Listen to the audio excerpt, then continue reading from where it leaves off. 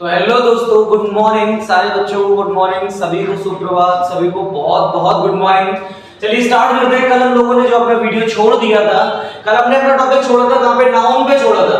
तो मैं यहीं से कंटिन्यू करता हूं कि किसी भी अगर नाउन में अगर हम लोग ऐसे एस लगा देते हैं तो नाउन हमारा कौन सा हो जाता है, प्लूरल हो जाता है। लेकिन किसी वर्ब में जब हम लोग ऐसे एस लगाते हैं तो वर्ब हमारी कौन सी हो जाती है, सिंगुलर हो जाती है। भाई इसके लिए मैंने क्या करा, इसके लिए मैंने पहले से एग्जांपल लिख रखे हैं। एग्जांपल आप देख सकते हो कि बॉय में जब मैंने एस लगा दिया तो ये हो गया बॉयज। अब बॉयज हमारा क्या होता है भाई, प्लूरल होता है। क्या होता है, प्लूरल होता है। अब मैंने टेबल में जब मैंने एस लगाया तो ये हो गया टेबल्स। टेबल्स भी मेरा कौन सा होता है, प्लूरल होता है। लेकिन जब मैंने प्ले में अगर मैंने एस लगाया तो ये हो गया प्लेस, और प्लेस मेरा प्लूरल नहीं होता बल्कि प्लेस मेरा कौन सा होता है, सिंगुलर होता है। कौन सा होता है, सिंगुलर। तो प्लेस सिंगुलर हो गया। गो में एस लगा दिया तो ये हो गया गोस, गोस भी सिंगुलर होता है। और ये जो एक एग्जांपल मैंने लिख रखा है, जिसको मैंने एक ब्लू कलर के बॉक्स से मैंने इसको कवर कर रखा है। यार मैंने डू में जब मैंने ऐसे एस लगाया तो ये भी मेरा क्या हो गया, ये भी मेरा सिंगुलर हो गया क्योंकि ये वर्ब होती है। और कल मैं टॉपिक को यही पढ़ा रहा था कि याद रखना कि जब सब्जेक्ट सिंगुलर आता है तब वर्ब भी सिंगुलर आती है, और जब सब्जेक्ट प्लूरल आता है तब वर्ब भी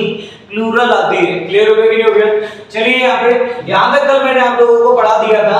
अब इसके मैं कुछ आप लोगों को एग्जांपल भी दे देता हूँ। अच्छा मैं आपसे पूछता हूँ, अच्छा बताइए, अच्छा मान लीजिए कि एग्जांपल में अगर मैंने आपके साथ यहाँ लिखा ही, क्या लिख दिया मैंने, यहाँ ही लिख दिया।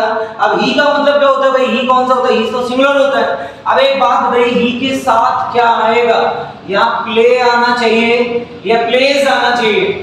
बच्चों सोच समझ के बताना, आपके पास सिर्फ 1 से 2 सेकंड का टाइम है बस। ही के साथ क्या आएगा, प्ले आएगा या प्लेस आएगा? चलिए आप लोगों ने जो बताया वो अच्छी बात है, जो नहीं बताया वो भी ठीक है। यार ना ही के साथ में क्या आएगा, प्ले प्लेस, तो यहाँ आएगा प्लेस। क्या आएगा, प्लेस आएगा। क्यों आएगा, क्योंकि सब्जेक्ट जब मेरा सिंगुलर होता है तब वर्ब भी सिंगुलर आती है, तो यहाँ प्लेस आएगा। लेकिन अगर मैं यहाँ पर बात करूं यू की, और यू के बाद अब इसी एग्जांपल को मैं दोबारा लिखूं, और मैंने यहाँ ऑप्शन क्रिएट कर दिए, बना दिए। अब बताइए यू के साथ में क्या आएगा, प्ले आएगा या प्लेस आएगा? तो याद रखना यू के साथ में क्या आएगा, प्ले आएगा, क्योंकि जब सब्जेक्ट सिंगुलर होगा तब वर्ब सिंगुलर होगी, और जब सब्जेक्ट प्लूरल होगा तब वर्ब भी प्लूरल होगी। आई होप मैं ये उम्मीद करता हूं कि आप लोगों को ये सारी चीजें क्लियर हो रही होंगी कि जब सब्जेक्ट सिंगुलर होता है तब वर्ब सिंगुलर आती है, जब सब्जेक्ट प्लूरल होता है तब वर्ब प्लूरल आती है। सब्जेक्ट में एस लगाते हैं यानी नाउन में जब एस लगाते हैं तो नाउन प्लूरल हो जाता है, वर्ब में एस लगाते हैं तो वर्ब सिंगुलर हो जाती है। चलिए छोड़िए यहाँ पे, तो ये मेरा सब्जेक्ट सिंगुलर था इसीलिए एस वाला लगाया।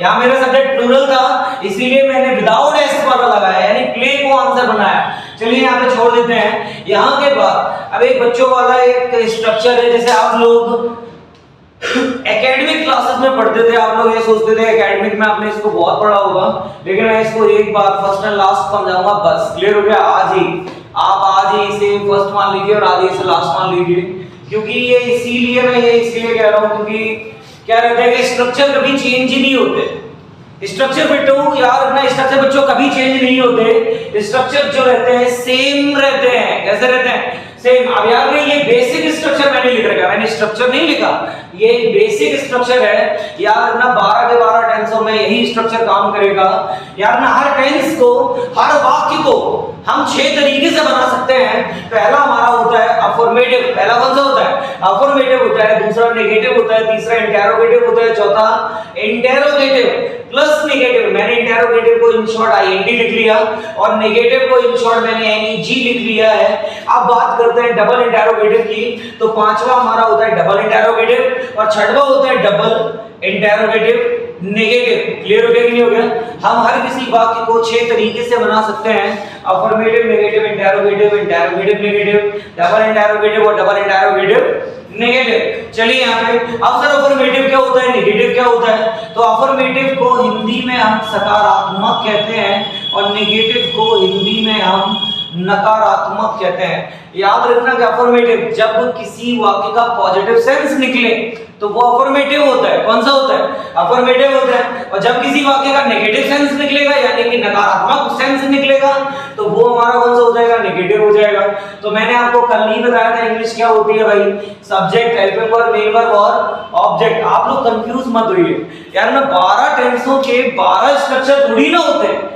भाई हर बार स्ट्रक्चर चेंज हो रहा है, ऐसा थोड़ी ना है। याद रखना एक ही स्ट्रक्चर है, सिर्फ एक अफर्मेटिव हो, एसएचवी हो, यानी subject, helping verb, main verb और ऑब्जेक्ट। नेगेटिव में हम लोग क्या कर लेते हैं सर, नेगेटिव को हिंदी में नकारात्मक कहते हैं, इसमें नॉट का आना बहुत ज्यादा जरूरी होता है। तो मैंने कहा नेगेटिव में क्या करना है, सब्जेक्ट को सब्जेक्ट लगा लिया, हेल्पिंग वर्ब को हेल्पिंग वर्ब लगा लिया। अब हेल्पिंग वर्ब के बाद मैंने क्या लगाना है, हम लोगों को एक वर्ड लगाना है नॉट। कौन सा लगाना है, नॉट लगाना है। मेन वर्ब और ऑब्जेक्ट स्ट्रक्चर कभी चेंज नहीं होता, जगह कभी चेंज नहीं होती।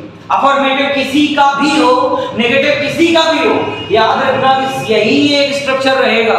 अफर्मेटिव में subject, helping verb, main verb, object. Negative में subject, helping verb, not, main verb और ऑब्जेक्ट। नॉट का इस्तेमाल हमेशा हेल्पिंग वर्ब और मेन वर्ब के बीच में किया जाता है। क्लियर हो गया, हेल्पिंग वर्ब और मेन वर्ब के बीच में। क्लियर हो गया कि नहीं हो गया, हेल्पिंग वर्ब के बाद और मेन वर्ब के पहले। चलिए यहाँ पे अब अगला वाला आता है हमारा इंटेरोगेटिव। अगला वाला कौन सा आता है, इंटेरोगेटिव आता है। तो इंटेरोगेटिव को हिंदी में हम प्रश्नवाचक कहते हैं, और ये मेरा इंटेरोगेटिव नेगेटिव है, जिसे हम नकारात्मक प्रश्नवाचक भी कह सकते हैं। याद रखना कि इनमें हम लोग क्या करते हैं, अफर्मेटिव और नेगेटिव में, इन दोनों में हम लोग क्या करते हैं, जानकारी प्रोवाइड करते हैं, इंफॉर्मेशन देते हैं। लेकिन इन चारों में हम इंफॉर्मेशन लेते हैं, चाहे वो इंटेरोगेटिव हो, चाहे वो इंटेरोगेटिव नेगेटिव हो, चाहे वो डबल इंटेरोगेटिव हो, और चाहे वो डबल इंटेरोगेटिव नेगेटिव हो। चलिए यहाँ पे बात करते हैं इंटेरोगेटिव क्या होता है। तो यार ना इंटेरोगेटिव को हिंदी में प्रश्नवाचक कहते हैं, और यार इसकी जो स्टार्टिंग होती है वो हम लोग कैसे कर देते हैं, हेल्पिंग वर्ब से कर देते हैं। तो हेल्पिंग वर्ब हम लोगों ने आगे लगा लिया, और सब्जेक्ट हम लोगों ने कहाँ लगा लिया, पीछे लगा लिया। एक बात बच्चों आप सभी लोग याद रखेंगे, वो ये कि याद रखना कि सब्जेक्ट का और वर्ब का आपस में एक एग्रीमेंट होता है।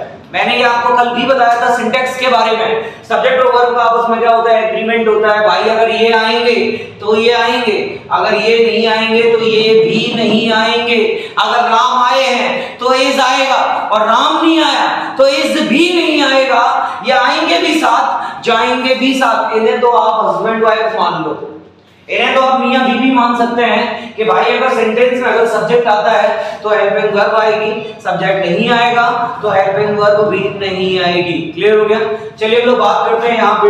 अब इसमें क्या करना है, इंटेरोगेटिव में हम लोग हेल्पिंग वर्ब आगे लगा देते हैं, सब्जेक्ट का कर देते हैं पीछे कर देते हैं। भाई नॉट को तो लगाएंगे नहीं, नॉट इसलिए नहीं लगाएंगे क्योंकि इंटेरोगेटिव है, इंटेरोगेटिव नेगेटिव थोड़ी ना है। चलिए यहाँ पे तो नॉट नहीं आना है, पारी किसकी, मेन वर्ब की, फिर ऑब्जेक्ट, लास्ट में क्या लगा देते हैं हम लोग, क्वेश्चन मार्क लगा देते हैं। अब बारी आती है हमारी इंटेरोगेटिव नेगेटिव की। इंटेरोगेटिव नेगेटिव, सर भाई ये इंटेरोगेटिव भी है और नेगेटिव भी है, तो इंटेरोगेटिव की स्टार्टिंग किससे करते हैं, हेल्पिंग वर्ब से करते हैं, सब्जेक्ट इसके बाद आता है। अब नॉट का लगाना है तो हमने कहा याद रखना है हेल्पिंग वर्ब के बाद और मेन वर्ब के पहले। इन दोनों में तो कोई, इन दोनों के बीच में तो किसी को ला नहीं सकते क्योंकि मियां बीवी है, हस्बैंड वाइफ है, तो इन दोनों के बीच में तो कोई आ नहीं सकता। तो याद रखना यहाँ पे भी क्या लगाना है, नॉट लगा देना है, main verb, object, question mark. Clear हो गया कि नहीं हो गया।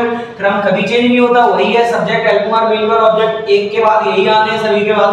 अब बारी आती है हमारी डबल इंटेरोगेटिव और डबल इंटेरोगेटिव नेगेटिव की। चलिए तो डबल इंटेरोगेटिव याद रखना कि डबल इंटेरोगेटिव की जो स्टार्टिंग करते हैं वो हम करते हैं क्वेश्चन वर्ड से। किससे करते हैं, डबल इंटेरोगेटिव की स्टार्टिंग हम लोग क्वेश्चन वर्ड से कर रहे होते हैं। अब सर ये क्वेश्चन वर्ड क्या होता है, तो याद रखना ये इस तरीके के हमारे कुछ क्वेश्चन वर्ड होते हैं जो आपने बहुत अच्छे तरीके से देखे होंगे, जैसे व्हाई देखा होगा, जैसे व्हेन देखा होगा, जैसे वेयर देखा होगा, जैसे हाउ देखा होगा, जैसे हुज देखा होगा, जैसे विच देखा होगा, जैसे कई सारे हैं, कई सारे। याद रखना हु देखा होगा आपने, हाउ मच देखा होगा, हाउ मेनी देखा होगा, हाउ लॉन्ग देखा होगा, व्हाट टाइम देखा होगा, व्हाट देखा होगा। जितने भी हमारे ये WH वर्ड्स होते हैं, कई सारे बच्चों को, कई सारे बच्चे इन्हें WH वर्ड्स भी बोल रहे होते हैं, कई सारे बच्चे इन्हें क्वेश्चन वर्ड कह रहे होते हैं। वर्ड, क्वेश्चन वर्ड, इनसे क्वेश्चन बनता है। ये एक ऐसे वर्ड है, ऐसे शब्द हैं जिनसे क्वेश्चन बनता है, इसीलिए इन्हें क्वेश्चन वर्ड कह रहे होते हैं। तो यार डबल इंटेरोगेटिव की स्टार्टिंग हम लोग कैसे करते हैं, क्वेश्चन वर्ड से करते हैं। भाई आपने हिंदी वाले वाक्य में अगर आपने क्यों लगा दिया कि राम बाजार क्यों जाता है, वे खाना क्यों खाते हैं, वे क्रिकेट क्यों खेलते हैं, तो क्यों लगाया तो वाई लगा देना। भाई अगर हमने कहाँ लगाया तो वेयर लगा देना। आपने कब लगाया तो व्हेन लगा देना, आपने कैसे लगाया तो हाउ लगा देना। कुल मिलाकर आपको स्टार्टिंग किससे करनी है, क्वेश्चन वर्ड से करनी है। और इसके बाद आपको इंटेरोगेटिव बना देना है। क्या बना देना है, इंटेरोगेटिव। हेल्पिंग वर्ब लगाओ, सब्जेक्ट लगाओ, मेन वर्ब लगाओ, ऑब्जेक्ट लगाओ, क्वेश्चन मार्क। क्लियर हो गया कि नहीं हो गया? ये हमारा होता है डबल इंटेरोगेटिव तो है ही, लेकिन साथ में नेगेटिव भी है। डबल इंटेरोगेटिव तो है ही, साथ में नेगेटिव भी है। तो हमने कहा क्वेश्चन वर्ड, और फिर इसके बाद क्या लगाना है, interrogative negative, helping verb, subject, not, main verb और ऑब्जेक्ट। लास्ट में क्या आएगा, क्वेश्चन मार्क आएगा बच्चों। क्लियर हो गया कि नहीं हो गया? कोई दिक्कत? चलिए यहां तक आप लोगों को समझ में आगे होगा। है कुछ भी नहीं, आपको तो सिर्फ इतना याद रखना है कि इंग्लिश किस क्रम में चलती है, तो वो subject, helping verb, main verb और ऑब्जेक्ट के क्रम में चलती है। चलिए यहाँ पे इसको इरेज कर देते हैं। आई होप आप लोगों को ये सारे के सारे कॉन्सेप्ट क्लियर हो गए होंगे। अब देखिए यहाँ पे कॉम्पिटिशन पर क्वेश्चन कहां बनेगा वो देख लीजिए आप लोग।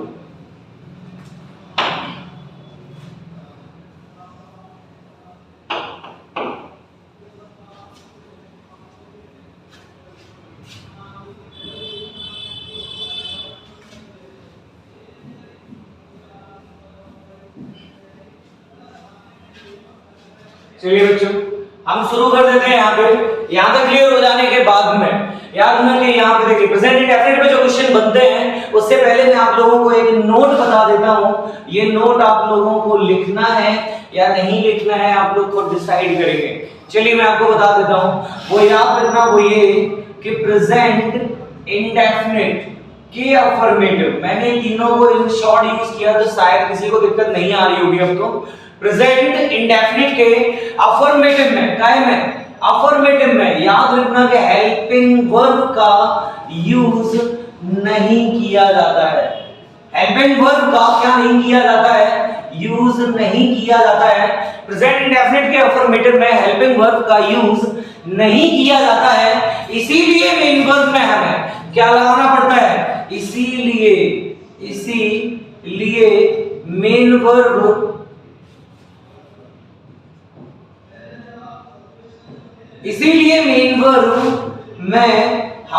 इसीलिए मेन वर्ब में हमें क्या लगाना पड़ता है, एस लगाना पड़ता है।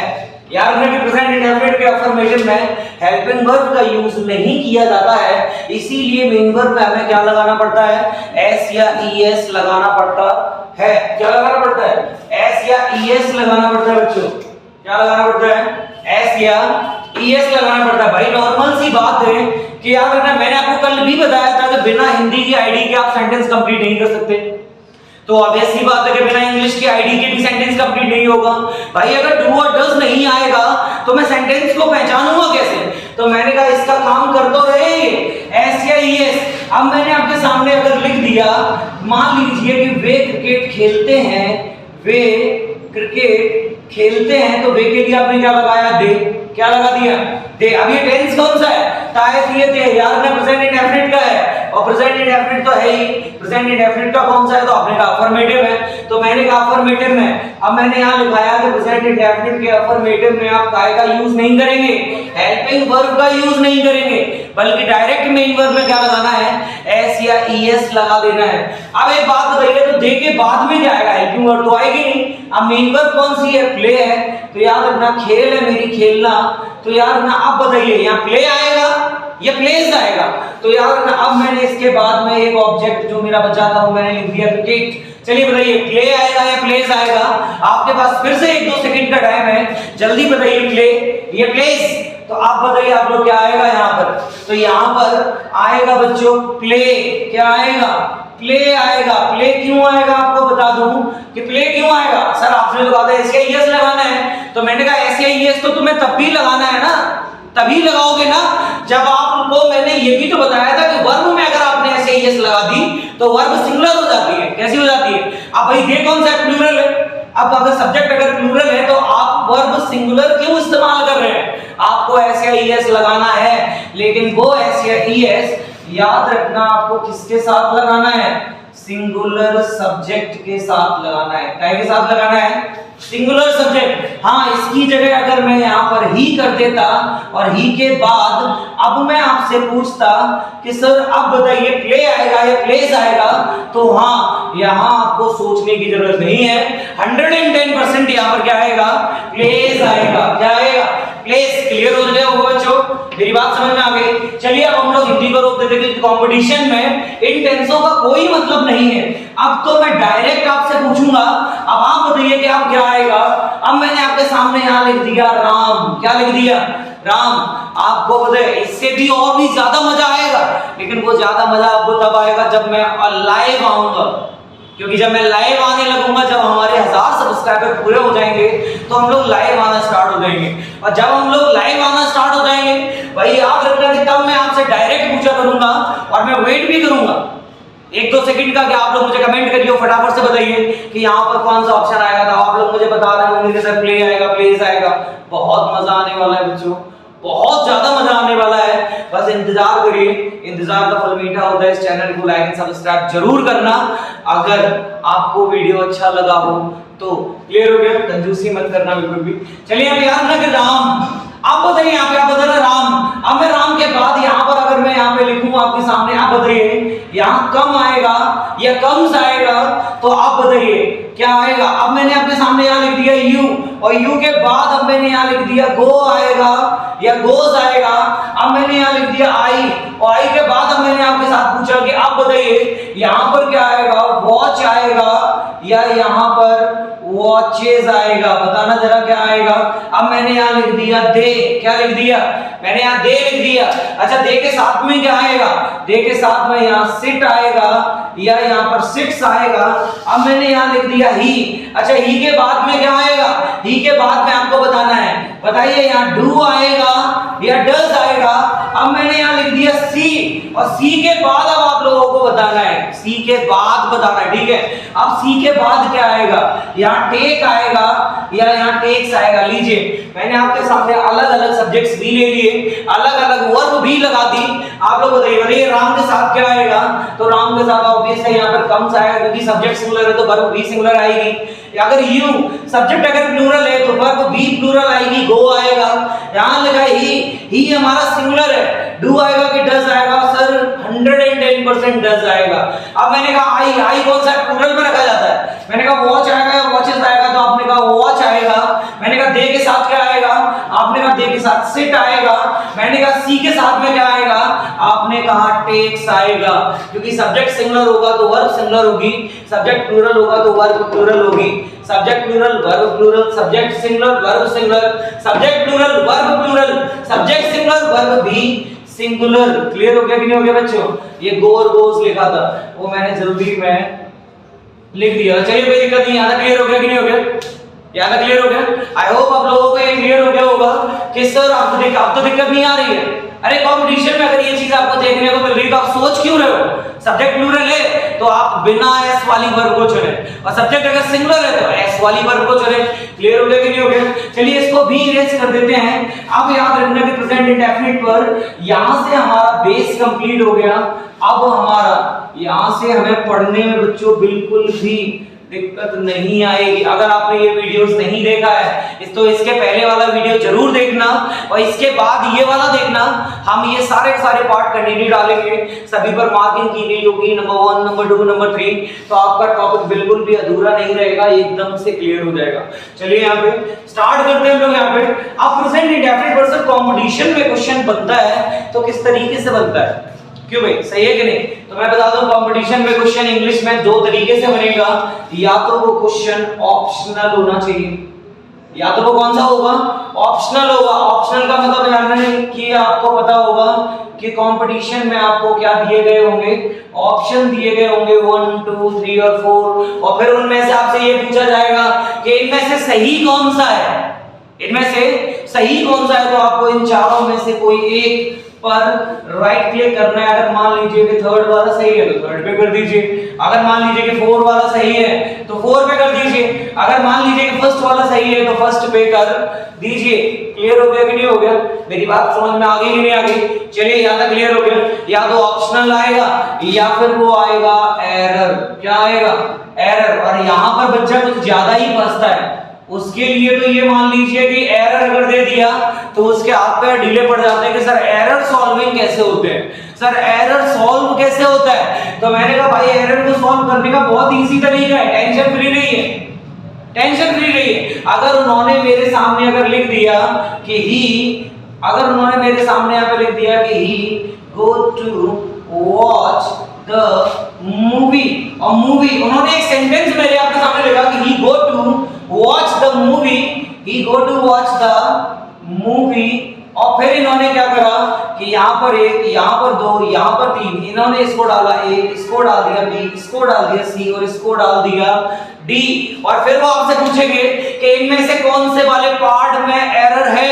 तो अब आप बताइए बच्चों के एरर कौन से वाले पार्ट में है। तो एरर था इस वाले पार्ट में, क्योंकि सर यहाँ गो नहीं आएगा, यहाँ क्या आएगा, गोज आएगा। क्या आएगा, गोज, क्योंकि सब्जेक्ट सिंगुलर था तो वर्ब भी सिंगुलर आनी चाहिए थी, तो गोज आता है भाई। बहुत सिंपल होता है, कोई टेंशन नहीं है। लेकिन सर कंपटीशन में अब आप लोग कहेंगे सर ये वाला सेंटेंस थोड़ी ना आता है, कंपटीशन में तो बहुत ज्यादा बड़े बड़े आते हैं, बहुत ज्यादा टफ आते हैं, समझ में ही नहीं आते। तो मैंने कहा आपको समझना भी नहीं है, आपको भी इतनी मेहनत क्यों करनी है भाई, आपको भी इतना समझना क्या है, इतना ही याद रखना है। आपने इस वाले टेंस में उनने क्या रामायण को लिख दिया, उनने कितना बड़ा सेंटेंस लिखा है, मुझे इससे कोई मतलब नहीं है, मैं उसको ट्रांसलेट करने नहीं जा रहा हूं। मुझे तो सिर्फ इतना पता है कि ही है तो गोज आएगा, बात खत्म। क्लियर हो गया कि नहीं हो गया? क्या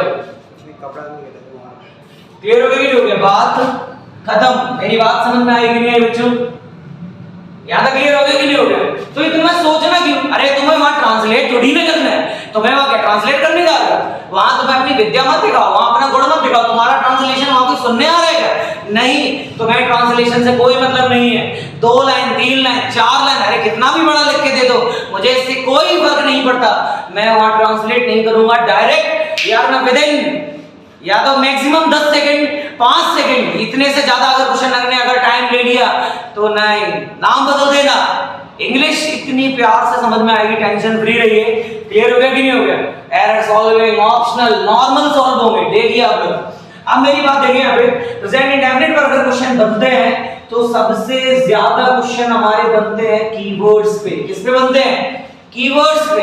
अब सर कीवर्ड्स क्या होते हैं भाई? नॉर्मल सी बात है कि कीवर्ड्स होता क्या है, तो मैं आपको बता दूं की प्लस वर्ड्स, की प्लस वर्ड्स। सर ये कीवर्ड्स क्या होता है, इन पे किस तरीके से क्वेश्चन बनेंगे? तो हमने कहा भाई देखो, की का मतलब होता है भाई चाबी, वर्ड्स का मतलब होता है शब्द। तो यार ना ये शब्दों की वो चाबी होती है, ये शब्दों की वो चाबी होती है जो पहले से फिक्स है, जो पहले से फिक्स है कि भाई अगर ये वर्ड अगर दिखाई दे गया ना भाई, ओहो, तो ये टेंस प्रेजेंट इंडेफिनिट में बनेगा। काय में बनेगा?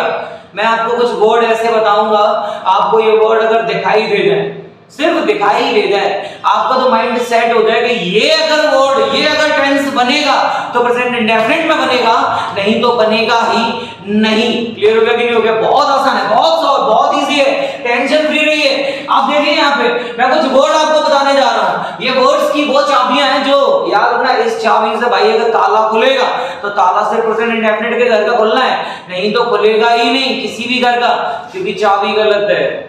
समझ में आया कि नहीं आया? तो मैं आपको कुछ वर्ड्स बताने जा रहा हूं, और वो वर्ड्स आपके पहले हैं जनरली। पहला कौन सा है? पहला वर्ड्स आपका है जनरली, दूसरा है आपका नेचुरली, तीसरा है आपका मोस्टली, चौथा है आपका यूजुअली, पांचवा है आपका सेल्डम, छठवा है आपका समटाइम्स। याद रखना बच्चों। सातवां, फिर इसके बाद आपका आता है डेली, उसके बाद आता है ऑफन, उसके बाद आता है एवरीडे, उसके बाद आता है ऑलवेज। इस तरीके के वर्ड, इस तरीके के वर्ड्स। अब देखिए आप लोग, जैसे मैंने कहा generally, naturally, mostly, usually, seldom, sometimes, daily, often, everyday, always, ये सारे के सारे जो कीवर्ड्स हैं, ये सारे कीवर्ड्स किसके हैं? तो ये सारे कीवर्ड्स मैं आपको बता दूं, ये सारे के सारे कीवर्ड्स हमारे प्रेजेंट इंडेफिनिट के हैं। किसके हैं? प्रेजेंट इंडेफिनिट के हैं। समझ में आ रहा है कि नहीं आ रहा है? यदि किसी सेंटेंस में, अगर किसी सेंटेंस में अगर आपको जनरली दिखाई दे गया, माइंड सेट आपको तो माइंड सेट होना चाहिए भाई, अगर ये क्वेश्चन बनेगा, अगर जनरली दिखाई दिया ये क्वेश्चन अगर बनेगा तो प्रेजेंट इंडेफिनिट बनेगा। आप तो आंसर में ये देखिए एसआईएस लगा है या नहीं लगा है। सब्जेक्ट अगर सिंगुलर है तो एसआईएस होना चाहिए, सब्जेक्ट अगर प्लूरल है तो एसआईएस नहीं होना चाहिए। मेरी बात समझ में आ गई? याद रखना कि जनरली, अगर जनरली मिल गया भाई प्रेजेंट इंडेफिनिट है, डेफिनेट स्टूडेंट कौन सा है? Present indefinite. अगर आपको डेली मिल गया तो भी प्रेजेंट इंडेफिनिट है, एवरीडे मिल गया तो भी प्रेजेंट इंडेफिनिट है, ऑलवेज मिल गया तो भी प्रेजेंट इंडेफिनिट है। एक सिर्फ अकेला प्रेजेंट इंडेफिनिट, मुझे डू और डज या एस या ईएस से मतलब है, मुझे और किसी से कोई मतलब नहीं है। क्लियर हो गया कि नहीं हो गया बच्चों? समझ में आया? चलिए नहीं आया तो मैं एक एग्जांपल आपके सामने देता हूं। क्लियर हो गया? जैसे मैंने आपके सामने यहां लिख दिया कि ही, और ही के बाद अब मैंने लिखा वॉच, और वॉच के बाद मैंने लिखा वॉचेस, अब मैंने लिखा द मूवी, और मूवी के बाद मैंने कर दिया डेली। क्या कर दिया? डेली। अच्छा एक बात बताइए, वॉच सही है, वॉचेस सही है? पहला भाई क्वेश्चन कहां बनाओगे भाई? क्वेश्चन तो यही बनेगा ना। अच्छा वॉच आएगा तो वॉचेस आएगा, तो याद रखना कि पहला क्वेश्चन तो यहाँ ये आएगा सर वॉचेस आएगा, क्योंकि सब्जेक्ट सिंगुलर है तो वर्ब भी सिंगुलर आएगी। हमने कहा बिल्कुल सही। लेकिन अब इसी एग्जांपल को अगर मैं इस तरीके से लिखूं कि एक ऑप्शन मैंने यहाँ बना दिया वॉचेस और दूसरा मैंने बना दिया इज वॉचिंग। मैंने पहला तो बनाया वॉचेस और दूसरा कौन सा बना दिया? Is watching. अब एक बात बताइए, आप बताइए यहां पर सेंटेंस कौन सा वाला सही था?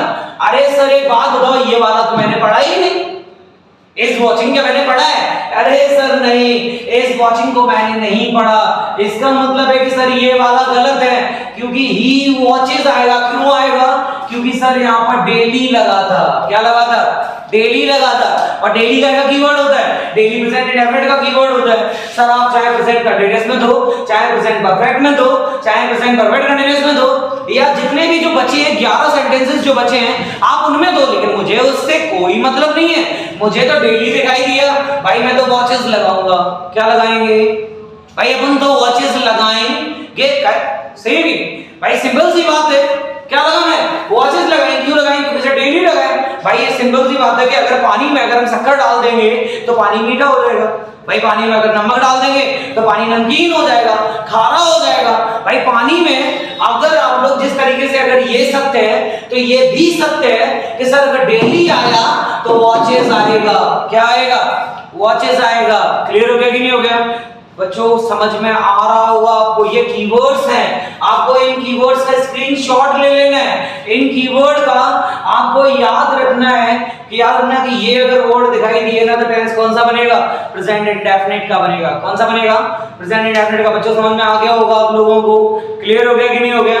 अब देखिए यहाँ पे बहुत सारे बच्चे तो यहाँ पर भी फंस जाते हैं कि अब मान लीजिए कि एग्जाम में अगर उन्होंने दे दिया, ऑप्शनल दे रहे हैं तो ऐसे करके तोड़ लेना है। अब उन्होंने लिखा कि ही वॉचेस, और वॉचेस के बाद अब उन्होंने लिख दिया द मूवी, और मूवी के बाद उन्होंने लिखा डेली। अब उन्होंने ही पर पहला एरर बनाया, पहला पॉइंट बनाया ए, इसको डाला बी, इसको डाल दिया सी, और डी वाले को यानी कि इसको डेली को इनने डाल दिया डी। क्या डाल दिया? डी डाल दिया। भाई अब आपसे ये पूछा गया कि यार ना फाइंड आउट द एरर, वहां पर वो आपको क्या लिख कर देंगे? वहां पर आपको लिख कर देंगे वो ये फाइंड आउट द एरर, कि एरर को फाइंड आउट करिए। एरर कहां है? गलती कहां है? तो आपने कहा यार इस तरह एक बात बताओ, ही भी लगा है, वॉचेस भी लगा है, द मूवी भी लगा है, डेली भी लगा है। सर इसमें मेरे हिसाब से तो कोई एरर नहीं है। कि सही है ना? क्योंकि डेली कीवर्ड किसका होता है? प्रेजेंट इंडेफिनिट का होता है। भाई सिंपल सी बात है सर, आपने प्रेजेंट इंडेफिनिट में ही बनाया है। तो मैंने कहा या बहुत अच्छे, इसमें कोई गलती नहीं थी, ये सेंटेंस बिल्कुल सही लिखा था। लेकिन हाँ, इसी सेंटेंस को अगर मैं यहां पर कर दूं ही वॉच तो गलती हो गई। अगर इसी सेंटेंस को मैं यहां लिख दूं ही इज वॉचिंग, अब देखिए क्या सर अब सही है? नहीं, अब ये एरर हो गया सर। इसमें एरर है। किसमें? इज वॉचिंग आएगा ही नहीं, क्योंकि डेली लगा है। क्या लगा है? और डेली लगा है तो इज वॉचिंग क्यों आएगा? फिर तो सर वॉचेस आना चाहिए, क्योंकि डेली कीवर्ड किसका है? प्रेजेंट इंडेफिनिट का है। क्या ये प्रेजेंट इंडेफिनिट का है? तो बच्चों समझ में आ गया होगा। इन कीवर्ड्स को आप लोगों को क्या करना है? स्क्रीनशॉट ले लेना है, याद कर लेना है। अच्छा, मैं आप लोगों को और भी बता देता हूँ, हम लोगों ने एक अपना टेलीग्राम चैनल बनाया है जिसका नाम मुदगल कोचिंग क्लासेस है। तो याद रखना कि आप लोगों को नोट्स जो है, अभी तक आप लोगों को नोट्स ढूंढने पड़ते थे भाई, बनाने पड़ते थे, और ऐसे नोट्स आप लोगों को दोबारा या किसी किताब में नहीं मिलेंगे, मेरी बात समझना। तो याद रखना कि आप लोगों को ढूंढने पड़ते थे, लेकिन अब आप लोगों को ढूंढना नहीं है, आप लोगों को टेलीग्राम चैनल पर जाना है जिसका नाम है मुदगल कोचिंग क्लासेस, और उसमें आपको सारे नोट्स प्रोवाइड कर दिए जाएंगे या कराए जाएंगे बाय पीडीएफ, यानी पीडीएफ के द्वारा आपको दिए जाएंगे। आपको वहाँ सारे नोट्सों की पीडीएफ मिल जाएगी, तो आप लोगों को ढूंढना नहीं है, भटकना नहीं है। तो मुदगल कोचिंग क्लासेस को जरूर लाइक एंड सब्सक्राइब करें। हम लोग बहुत मेहनत करेंगे, मैं आपके लिए करूंगा, आप हमारे लिए थोड़ा सिर्फ इतना सा करना है कि आपको एक लाइक का बटन दबाना है, चैनल को सब्सक्राइब कर लेना है। और हाँ, पीडीएफ चाहिए हो तो टेलीग्राम चैनल पे जरूर जाएंगे हम लोग, मुदगल कोचिंग क्लासेस, भूलना नहीं, याद रखना इस नाम को।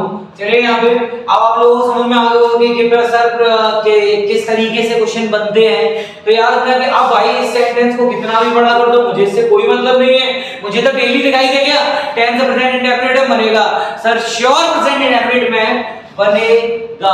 क्लियर हो गया कि नहीं हो गया? चलिए बच्चों यहाँ पे खत्म करते हैं। इसको खत्म करने के बाद में अब हम लोग और देखते हैं कि प्रेजेंट इंडेफिनिट पे भाई क्वेश्चन और कहां बन सकता है। तो मैंने कहा भाई प्रेजेंट इंडेफिनिट पे क्वेश्चन एक जगह और भी बन सकता है, और वो बनेगा आपका काय पर।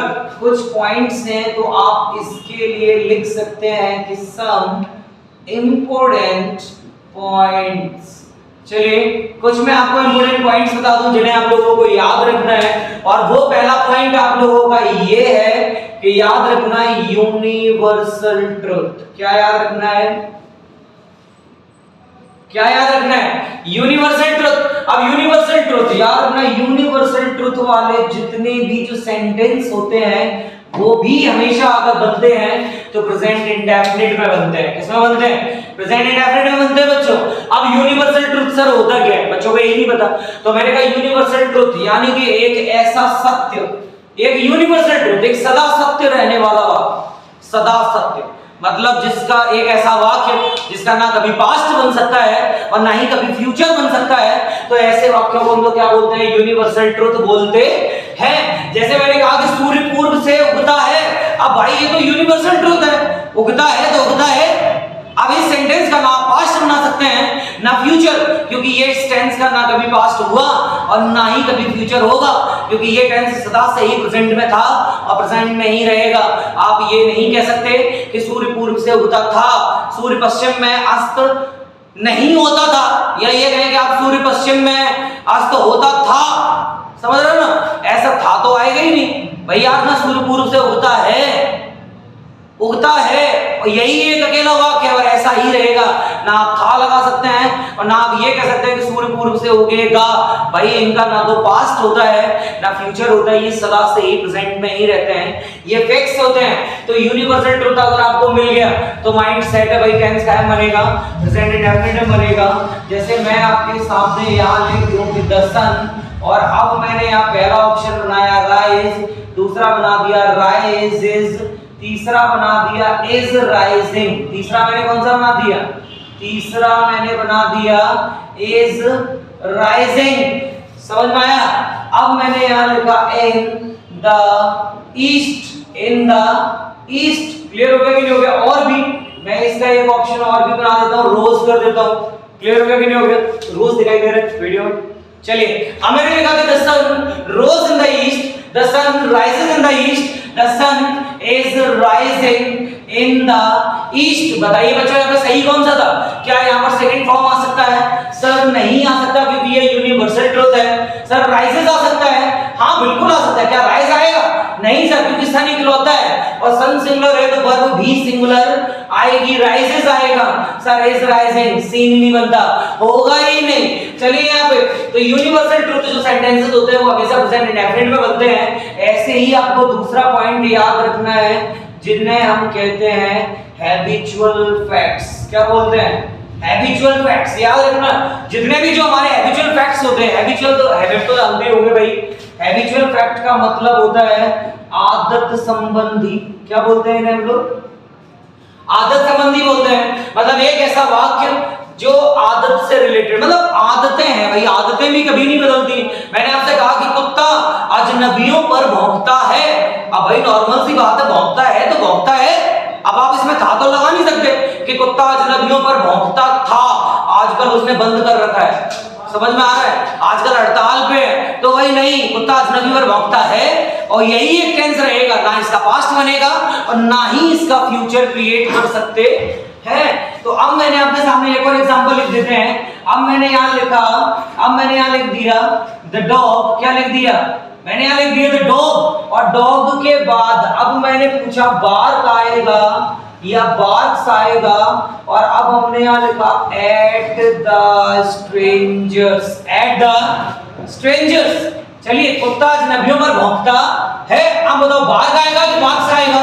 तो 110% तक बार्क्स आएगा, क्योंकि डॉग इकलौता है। क्यों भाई, सही है कि नहीं? हाँ सर, अगर आप यहां पर डॉग्स कर देते, क्या कर देते? अगर आप यहां पर डॉग्स कर देते और डॉग्स के बाद आप मुझसे पूछते कि सर बार्क आएगा या बार्क्स आएगा, तो मैं यहां बार्क कर देता। लेकिन टेंस तो बच्चों काय में रहेगा? टेंस तो प्रेजेंट इंडेफिनिट में ही रहेगा ना, क्योंकि हैबिचुअल है, हैबिट है, और हैबिटें कभी नहीं बदलती। चलिए, अब आता है हमारा तीसरा पॉइंट, जिसे हम लोग कहते हैं आइडम और फ्रेजेस। क्या बोलते हैं? आइडम और फ्रेजेस। आइडम और फ्रेजेस ये तो आप जानते होंगे भाई, कहावतें, मुहावरे और लोकोक्तियां। इन्हें हम लोग क्या बोलते हैं? इन्हें हम कहावतें बोलते हैं। क्या बोलते हैं? कहावतें बोलते हैं, लोकोक्तियां बोलते हैं। तो यार ना, जितनी भी जो हमारी जो कहावत होती है, वो भी जो मुहावरे होते हैं, जो लोकोक्तियां होती हैं, वो भी हमारी फिक्स होती हैं, और वो भी हमेशा काय में बनती हैं? प्रेजेंट इंडेफिनिट में बनती हैं। भाई नॉर्मल सी बात है, जब मैं छोटा था तब भी मैंने सुना था जिसकी लाठी उसकी भैंस। सही है कि नहीं? ये मुझे मेरे पापा ने सुनाया था, और जब मेरे पापा छोटे थे तो मेरे पापा ने उन्हें समझाया था कि जिसकी लाठी उसकी भैंस। तब मेरे पापा ने भी यही सुना। जब मेरे बाबा भी इतने से थे तो उनके भी जो रहे होंगे पूर्वज, जो एंसेस्टर्स रहे होंगे, उनने भी उन्हें यही पढ़ाया होगा, जिसकी लाठी उसकी भैंस। आपने ये तो सुना ही होगा, जिसकी लाठी उसका कुत्ता। ये तो सुना नहीं होगा कि जिसकी लाठी उसकी गाय। ये तो सुना नहीं होगा भाई, जिसकी लाठी उसकी भैंस। नाचना जाने तो आंगन टेढ़ा। जितनी चादर है उतने ही पैर पसारने चाहिए। सही है कि नहीं? हथेली पर सरसों नहीं जमती। समझ में आ रहा है भाई? नॉर्मल सी बात है। तो ये कहावतें आपने सुनी होगी, और ये कहावतें जब भी बनती हैं, काय में बनती हैं? प्रेजेंट इंडेफिनिट में बनती हैं। काय में बनती हैं? प्रेजेंट इंडेफिनिट में बनती हैं। आप लोगों ने ये कहावत सुनी होगी। एग्जाम्पल में जैसे मैं लिख देता हूं, माइट इज राइट। इसको हम लोग बोलते हैं जिसकी लाठी उसकी भैंस। समझ में आया कि नहीं आया? आपने सुना होगा honesty is the best policy. Honesty is the best policy. आपने ये भी कहावत सुनी होगी। अच्छा, एक बात हो गई, ये दोनों कहावतें काय में बनी है? आपने कहा कैसे? इसमें तो एक गड़बड़ हो गई। इसमें क्या लगा हुआ है? इसमें इज लगा हुआ है। क्या लगा हुआ है? ना तो एस आया, ना ईएस, ना डू, ना डज। सर ये टेंस सिंपल प्रेजेंट का कैसे हो गया? ये टेंस प्रेजेंट इंडेफिनिट का कैसे हो गया? तो मैंने आपसे कहा सुनो बच्चों, मैं बता देता हूं आपको। एक ऐसा टेंस, एक ऐसा वाक्य जिसमें मेन वर्ब ना आए। क्या ना आए बच्चों? याद रखना, एक ऐसा सेंटेंस जिसमें मेन वर्ब ना आई हो। क्या ना आई हो? एक ऐसा वाक्य जिसमें मेन वर्ब ना दी गई हो, मेन वर्ब ना आई हो। वही लिखना, पढ़ना, खाना, पीना, सोना, यही ना? तो याद रखना कि जो सब्जेक्ट और हेल्पिंग वर्ब के बाद आती है वही ना? हाँ वही। याद रखना कि मेन वर्ब नहीं आई है तो आप क्या करेंगे? याद रखना, तब आप कंटीन्यूअस की हेल्पिंग वर्ब को इंडेफिनिट में यूज करेंगे। क्लियर हो गया कि नहीं हो गया? मैंने आपसे पूछा हाउ आर यू, तो आपने इसमें आर लगाया। आपने भी बोला आई एम फाइन, मैं अच्छा हूं। आपने आई के साथ एम लगा दिया। क्यों लगा दिया? क्योंकि सर मेन वर्ब नहीं दी, और मेन वर्ब नहीं दी तो मैंने क्या किया कि वर्ब, मैंने क्या करा? मैंने ये किया कि अब भाई इसमें मेन वर्ब तो आई नहीं है, तो कंटीन्यूअस की हेल्पिंग वर्ब को इंडेफिनिट में यूज किया। तो ये सेंटेंस भी हमारे इंडेफिनिट ही है, क्योंकि बच्चों अगर ये कंटिन्यूअस होते तो मेन वर्ब भी आती और मेन वर्ब में आईएनजी फॉर्म भी आता। क्लियर हुआ बच्चों? क्लियर हो गया? तो ये सेंटेंस कौन सा? ये भी प्रेजेंट इंडेफिनिट का है, सोचने की जरूरत नहीं है क्योंकि इसमें मेन वर्ब नहीं है। Might is right, honesty is the best policy, ये भी प्रेजेंट इंडेफिनिट है क्योंकि इनमें क्या नहीं है? मेन वर्ब नहीं है। मैंने आपसे पूछा व्हाट इज द नेम, आपका नाम क्या है? तो आपने कहा माय नेम इज रोहन। अब आपने इज लगाकर मुझे जो आंसर दिया, आप लोग सोचिए कि आपने वो इज क्यों लगाया?